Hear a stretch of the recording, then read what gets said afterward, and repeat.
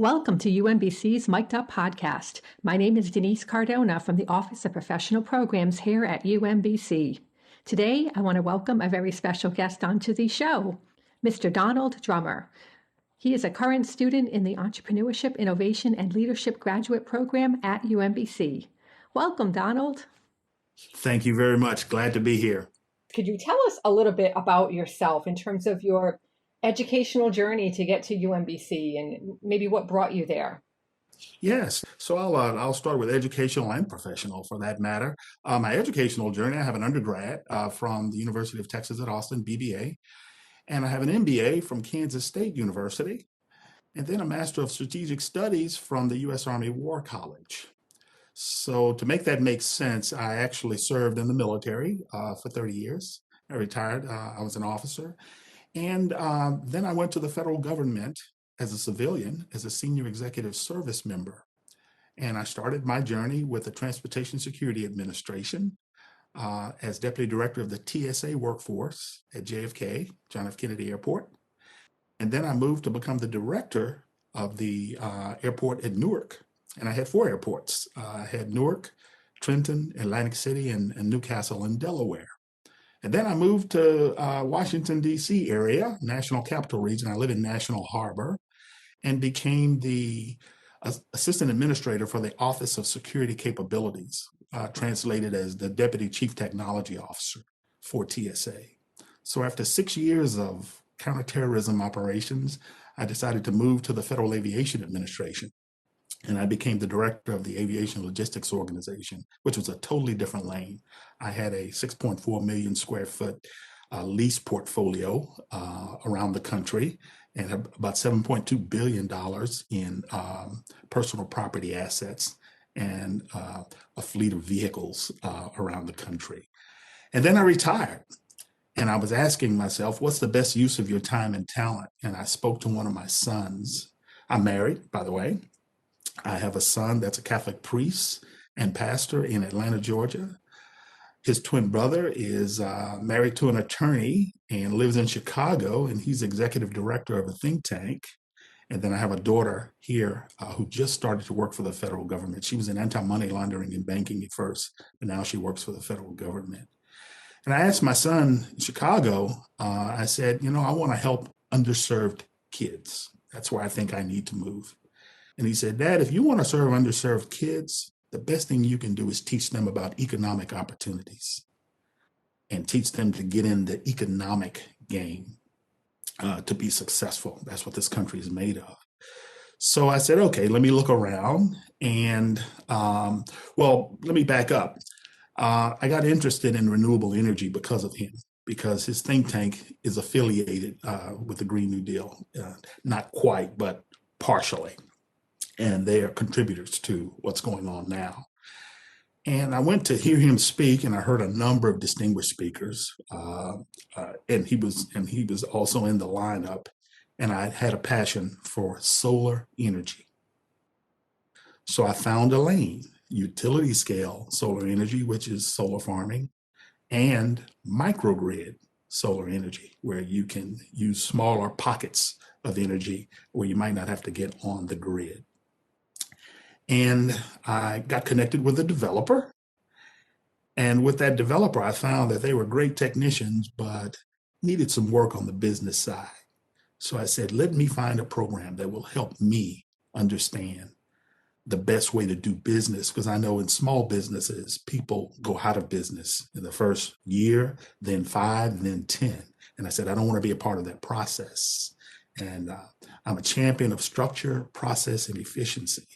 So I searched the internet, looked around, and found the UMBC program. I didn't want a program where I would be online. I wanted a program where I could spend time with students. And since I had a career behind me, I said, what a great opportunity to engage with young people, 20s, 30s, and 40s, and 50s for that matter, and see what they're learning and see what professors are teaching, and then apply my experience and knowledge to that as a filter. And I have to tell you, it's been an awesome experience. And what drew me to the UMBC program was the fact that it's called entrepreneurship, innovation, and leadership. It's not just about conducting business. It's also about being creative, and it's about leading your organization and people and communicating. So it just fit perfectly when I looked at the curriculum. But then I got a bonus. Once I joined the program, I realized that every single one of my instructors, and I will complete at the end of this semester 7 of the 11 courses. Every single one of them is an entrepreneur with experience and knowledge. And every single one of them don't have to be here teaching. They're adjunct professors. They're giving back. And that just moved me because I've learned quickly. I live on the other end near DC, but in Baltimore, there is a significant footprint of underserved community members. And every single one of my professors has a link to serving society above and beyond what they do in their entrepreneurial journey. And then the sacrifice of teaching at night above and beyond what they're doing just means so much. So I get the best of all worlds at UMBC, and it's really been something special. My goodness, that is just an amazing story, and I'm really inspired by it. First of all, I'm a graduate student in one of our UMBC professional programs as well, the Learning and Performance Technology graduate program. And one of the things that I love most, and you touched upon this, was that collaboration with other peers, be it that they're 20, 30, 40, and I'm in my 50s, and so I'm not really your traditional graduate student, but I am gaining so much knowledge and just looking at life through such a different lens, being able to see it through the lenses of somebody young, the millennials, the up and comings, then the ones who have like the 30, 40-year-olds who have been in the world a little bit, and now they have this experience that is just so rich, and we're all able to share it with each other. And that's such a powerful thing when you can come together with a group of people and experience that camaraderie and that spirit of wanting to do better in the world. And doing that by learning and grasping what other people have been through. And when you take that and you mix that up together, magic forms, doesn't it? Absolutely, absolutely. And they've really opened up my aperture in the way I see things. I spent a lot of time, I've led people and managed operations for a number of years. I've built teams. I've solved problems or led the effort in solving problems, and we delivered results. And coming into this program, I'm finding there are some other creative ways to approach that. And it feels good to sit in class and sit in class, but participate in class and listen to some of the information shared by the professors, and the lights come on. It's like, yep, they're absolutely right. And I have to really constrain myself not to engage and allow the other students to absorb and receive a lot of it. However, there's a large percentage and a huge percentage that I gain above and beyond what I already knew. And mixing and matching what I know with what I'm learning is going to be tremendous for me.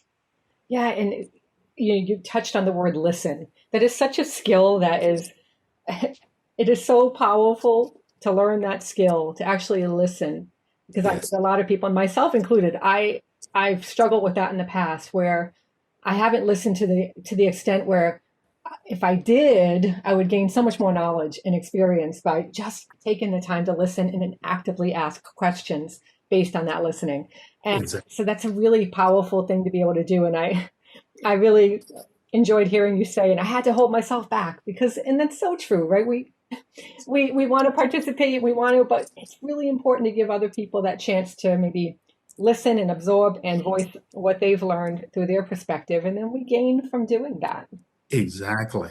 And the listening side, a lot of people assume when you're in the military, it's a one-way conversation. I tell you what to do and you execute, and that is not true. The military is a cross-section of society, and those are organizations all the way up the chain from a platoon to a company, to a brigade, to a division. Those organizations have people in them. And the best way to solve problems is to get feedback from those who are executing the business. And I learned that as a young company commander, as a young captain, and I would, after every field problem, I would sit down and ask my privates, what would you have done differently? And wow, they had some great ideas and I used them. I tease all the time when I was with TSA. I joined the workforce in Newark that was in deep trouble. I mean, it was 1,500 employees, but they were not on the same page. And the leadership skills of the senior leaders wasn't as good as it should be. And when I joined the team, I let them know, and I teased, I said, hey guys, I have big ears. I listen. I want to know what you think about how we can improve and become one of the highest performing organizations in TSA. And in a 3.5 year period, we moved from number 450 in performance to number 2. But I got feedback from people on the front lines, and I learned to empower leadership at multiple levels because the managers were driving the train and the supervisors didn't have a lot of input. And if the supervisors don't have the input, neither do the members on the front lines. So we kind of changed the game. But I just want to share with you the power of listening. Yes, and I had to learn to do that. But in the military, it's not one way. It is a two-way street. And those who are successful listen and learn. Wow. Yeah. You know, it makes me think about how powerful it is when organizations are led by people who understand that the people, no matter what your position within a company, especially if you are, say, on the ground, rolling up your sleeves in the trenches, right? You're seeing the day-to-day. You see the problems as they're happening because you are the one doing that kind of nitty-gritty work. Mm-hmm. When upper management, strategic managers ask for the opinion of people doing the work, those people feel empowered and they feel part of the solution. And so they want to do better. And I've experienced that on different levels, especially at the UMBC community, when leadership comes together, especially during COVID, and they wanted our intake, they wanted our input about how we can make this a better year for ourselves, even though that we're separated from each other. How can we do better? And they wanted input from everybody. And it was it's a spirit that lifts everybody up, and you all just want to succeed together. And so that is very powerful. No wonder why you took it to number 2. It's absolutely amazing. What a story that is. Wow. And I'm glad to hear you share that because UMBC is really on the cutting edge of communicating well. Through COVID, I look at, I read everything that they put out and it's like, wow, they're on top of it and they care and they keep everyone informed through multiple channels. And I said, okay, this is a high performing organization here for a lot of reasons. Now you help me understand. They got input from everyone before they put out their plans.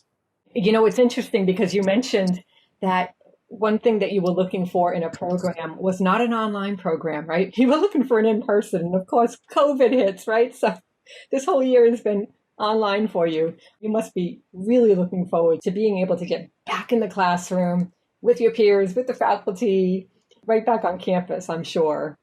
I am, but it's been a two-sided coin. I started my journey last spring. So this is my second summer. I went the spring and the summer, and then I took off the fall because I had a medical procedure.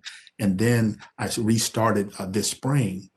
And we went until March 23rd, I think, the first time around. And I was driving 47 miles, one way, 3 times a week to get to class, but I enjoyed it. And then we made this transition, and it was good because at my age, I'm accustomed to video teleconferences, but as an executive, I didn't turn it on. I didn't turn it off. I didn't have to do anything. I showed up to the meeting after everyone had it set up, put out what I was going to put out, engage the way I was going to engage, and we moved on. And now I have to learn how to do things a lot differently.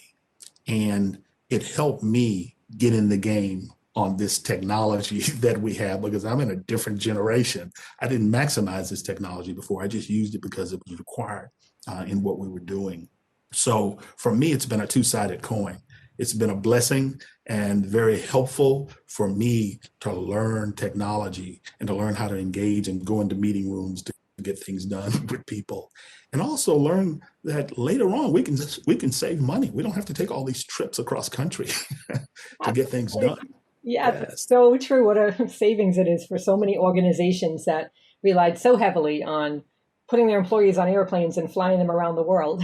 They don't need to do that anymore in a sense. I will also share with you and give Mason's capstone course. I'm in capstone 1 right now. And what we do on our business canvas is we can use stickies, but you can't do that if you're not physically present. So I'm having to learn how do you do a sticky, and I haven't broken the code yet, others have. How do you do a sticky in a virtual format? So I'm working and learning through that process, and I'm not using stickies yet, but I like stickies. They work because it gives you an opportunity to be flexible and move things around. So I do miss that. And maybe in Capstone too, by the time I get there, we'll be physically present where I can engage and have those relationships. I completely understand the fascination and the need for stickies because, well, I have an office full of them. I'm holding one right now. And what I love about stickies, like you just said, it's flexible. You can move things around. If it doesn't work here, you can say, okay, let's try it here. And if it doesn't work here, let's try it here. Oh, wow, I didn't even think that it could work there. So it gives you a different way to look at things and view things and to learn how to be flexible and brainstorm and all of that kind of good stuff. And so you have not got to the stickies on, say, I think Microsoft Teams has sticky notes and things like that. I don't use them either, but virtually I don't use them. I'm much more of a pen and paper type person when it comes to that. Yeah, I've invested more time in the thinking part than trying to figure out how to make these stickies work. But I will, because it's a skill set and a tool that I would love to use. And I'm a Lean Six Sigma black belt, so I've used them before in business process improvement. And that's another thing I like about this program. It's about structure, it's about process, and it's about efficiency. And that's how you make things work in business, whether it's a social entrepreneurship or whether it's a profit making entrepreneurship. And what I like, what I'm accustomed to, is you get a lot of brilliant people in a room and they have popcorn thinking. They're all over the map with no focus, haven't defined the problem, and you just spin your wheels.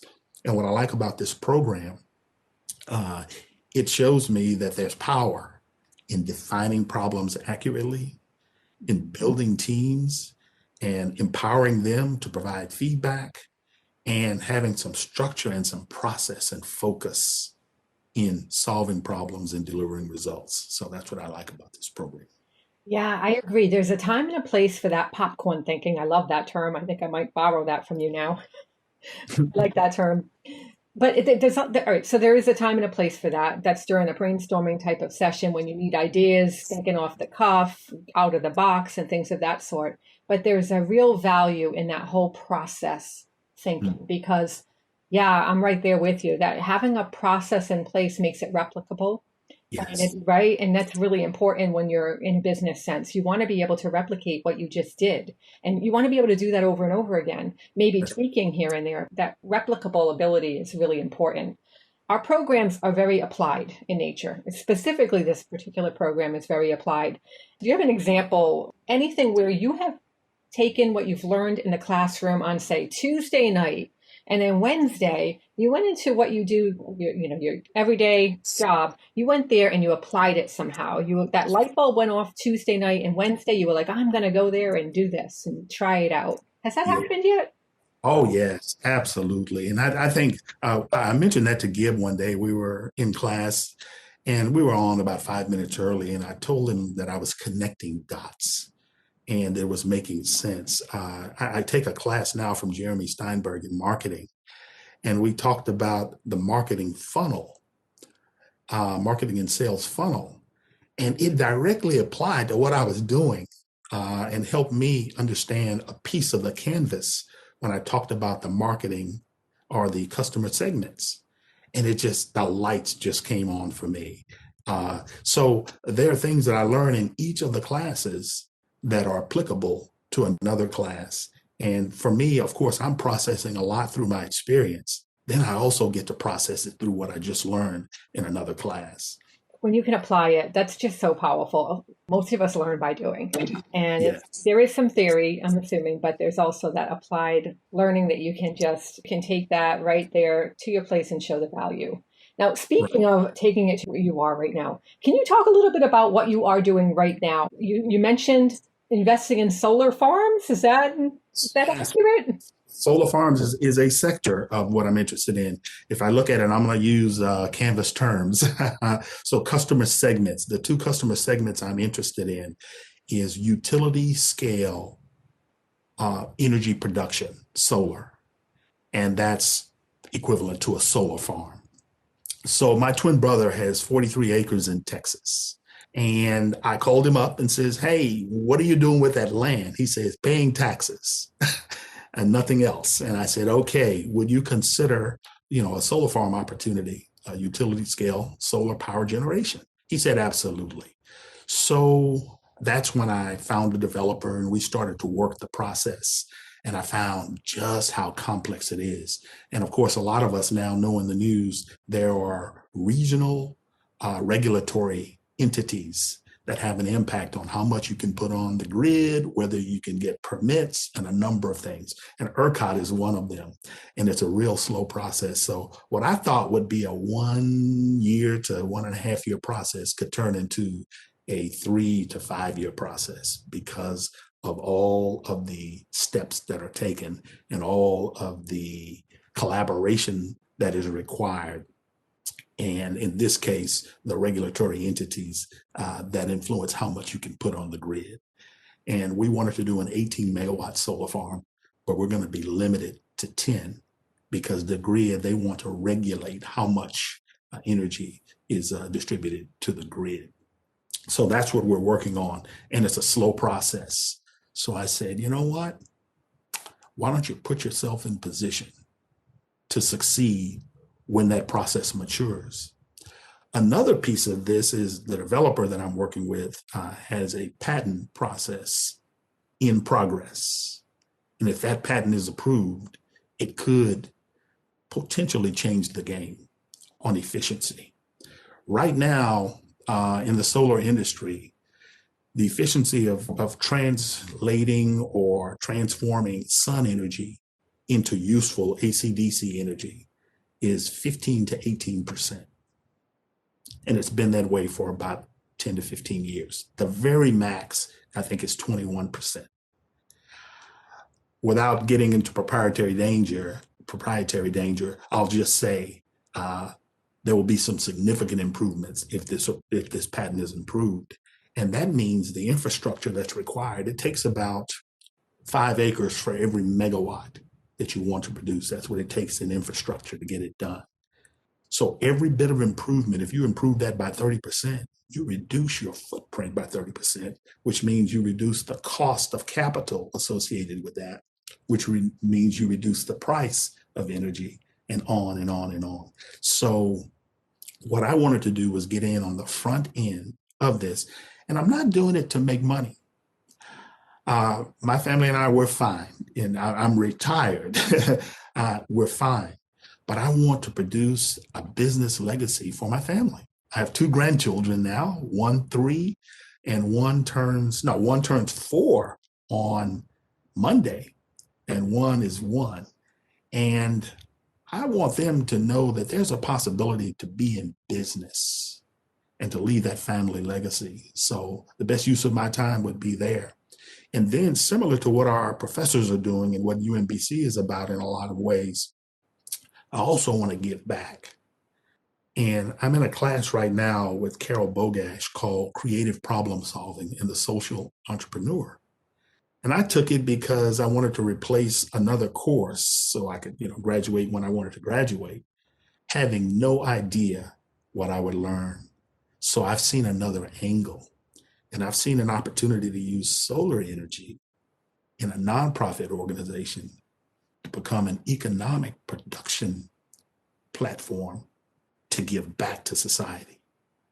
And that's brand new. I haven't even put it out yet, and I will present that as one of my individual project in that course that we'll be presenting in a few weeks. Those are the kinds of things that and you can have for profit, but you can also do nonprofit and give back to society. And it gets back to what my son said: empower them economically, show them how to get in the game on the economic side of the house. And the way I look at solar energy is the gift that keeps on giving. There's a lot of money flowing into Baltimore in particular. And we're studying homelessness. And then if you look at homelessness, you have to break and look at poverty. And then if you look at the origins of poverty in Baltimore, wow, I just read a book called Not in My Neighborhood. Oh my gosh. And it has been so enlightening to see how that shaped what's happening in Baltimore. So we have all of this money coming from housing and urban development moving into Baltimore. We have just wonderful donors, foundations and businesses that donate money to make this happen. And my concern is that's all consumption. All of that, all those resources are consumed in the community to address poverty and homelessness, and a whole lot of popcorn thinking out there. And my question is, how can that be sustained? It's going to be very difficult. So why don't we find a way to use solar energy as an economic production platform, to use those proceeds and revenues, net revenues afterward, to contribute back to the community, empower the community, and help them become more resilient in the long run. So that's an angle I'm taking, and I would have never thought of it had I not been in this program and taken that course with Carol. And I took another course from her called Learning Organizations last spring. So she puts you to work, but boy, do you learn. I love Carol Bogash. We worked together on the United Way. I did a video for her class, Design Thinking, a whole project with the United Way of Central Maryland. And what an inspiring story that was. I was able to put together their stories. Several students, I think there were 5 students in this video talking about how it affected them. And that's what I love about this program and the UMBC community in general. We care about the community, and it's programs like this that bring out those future leaders. And it also brings out pioneers, people who are doing, my gosh, the stuff that you're doing with this. I love the idea that you're talking about with building that economic education for the youth. And my sister and I talked about this many years ago too, that is one of the problems, is that children they're not learning how to use money, how to plan money, how to save it, how to invest in it. It's investing in these types of projects that you're thinking about and you're putting into action, and you're here in graduate school to learn more, not for a degree necessarily, not for a career advancement. It's to do better in the world. That's right. If everybody had that mindset and that drive to be able to look at education, no matter what the education, finance, leadership, innovation, all of that, if everybody looked at education through that lens of wanting to just make the world a better place through what they're learning in the classroom, man, how far we get, huh? I'm uniquely positioned to do it, having been retired, settled, knowing what's important in life. But my mom, my late mom, shared something with me in my middle years of military. She says, when you wake up every morning, you have to have something to be enthusiastic about. Something. So I found that retirement was quite a journey, because you go from going 110 miles an hour in a 55-mile-an-hour zone to slowing down because everybody says, I want to retire and do what I want to do and travel and do this. And I did that. I spent a year and a half just doing everything that I wanted to do. But I realized you have a lot left in the tank and you can give back. And what are you going to be enthusiastic about? And now I found that this is something that I'm enthusiastic about, giving back and using these processes, UMBC education and business opportunities as an entrepreneur to give back to society. So, yes. Yeah, you've planted quite a seed. How do you want to show up in the world? I mean, to me, that's the phrase that when I'm listening to you, that's what I'm hearing in my head. How do you want to show up in the world? Because it's a choice in many cases. It is a choice to be able to say, how do I want to show up? How do I want to show up to this very moment, this very day? We all have that choice. And it's in taking those choices and having them guided by that principle is really enlightening and inspiring. And gosh, this was wonderful hearing this conversation, hearing your insights. I've thoroughly enjoyed our conversation today. I'm so thankful that you were here, that we were able to get our technology. We had a couple of technological issues, but I'm so happy that we were able to square that away and we were able to have this conversation and that we'll be able to share this with others. Well, my pleasure, my pleasure. And I thank you because I don't think I've ever had a chance to really articulate this except in snippets here and there. And you've helped me just think through it and go, wow, yes, this is powerful. Yes. And I did not know UMBC existed. I've only been in the area 6 years. We moved from New York and New Jersey here. We bought a place in National Harbor. I worked in DC, Arlington, then DC. And when I was looking for schools, I didn't know what to look for. I looked at the University of Maryland. I looked at all the DC schools, and I looked around. And then this popped up, UMBC. And the only connection I had with UMBC was when you all beat Virginia in the NCAA tournament. That was it. That was that moment. Yes. And then I found out, wait a minute, this is an honors university that provides more medical school students than any other school in the country. I think that's the reputation that I hear about. I don't know how accurate that is, but what a powerful institution it is. And then when I got on the inside to see that it's first class in planning, organizing, managing. And then I see how Gib Mason, I don't know, I guess it happened over time, how he has put together a program that goes beyond antiseptic academic teaching, where someone's been teaching for 30 years and that's all they've done is teach. Whereas, no, I'm going to bring in information and application, share lessons learned, the good, the bad, and the ugly, and empower entrepreneurs to do it right. Wow. Yeah, when I talk to Gib, he is the most passionate person I think I've ever met. Aside from you, I mean, I'm saying you are full of passion, and it just comes right through the screen right now. And Gib is the same way. He's got this passion for wanting to just give back to the students and teach everything he's learned and learn more even from the students. He's so open-minded like that. He's constantly says he's always learning from his instructors, the students, the people around him. And I just love that whole attitude. It's a winning attitude, and I'm so happy to be a part of it. It is. It is. Thank you for tuning in to this episode of UMBC's Mic'd Up podcast.